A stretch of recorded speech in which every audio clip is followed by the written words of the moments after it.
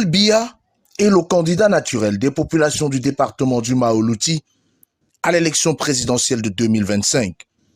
Réunis en grand nombre à la place des fêtes de Guidère le samedi 27 août à la faveur d'un méga meeting de remerciements au chef de l'État, les militants et militantes du Rassemblement démocratique du peuple camerounais ont solennellement demandé au président Paul Biya de se porter candidat à la prochaine élection présidentielle afin de briguer un nouveau mandat.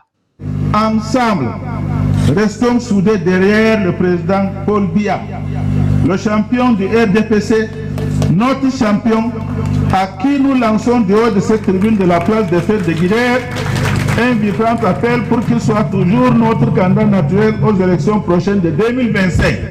Ce meeting de remerciements qui a drainé du beau monde, parmi lesquels le ministre Gabriel Maïrobé, a été également l'occasion pour les populations et les forces vives du département du Mao-Louti de témoigner leur gratitude au chef de l'État pour la nomination d'un fils du Mao-Louti en la personne du docteur Saliou Sadou au poste de directeur général de la Centrale nationale d'approvisionnement en médicaments et consommables médicaux essentiels, la Sénamé. Vous savez que le chef de l'État, son Excellence Paul Biya, président national du RDPC, est un homme qui ne laisse jamais un de ses militants au bord de la route. Et la preuve vient d'être donnée encore ici aujourd'hui dans le Mao-Louti où nous assistons à une communion populaire, une communion en liesse, une communion de militants qui viennent ici prouver que plus que jamais le RDPC est relevé dans le Mao-Louti et que nous volerons de victoire en victoire. Les populations sont sorties pour exprimer leurs différentes appuis, leurs différentes adhésions à la politique des grandes opportunités prônées par le chef de l'État, son Excellence Paul. Je suis très content qu'un de mes collaborateurs devienne directeur général et c'est pour cela que nous avons fait cette fête.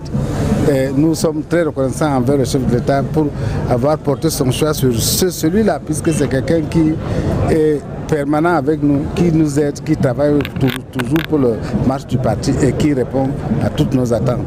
Dans la foule joyeuse, massée en face de la tribune de la place des fêtes de Guidère, les jeunes étaient représentés en grand nombre.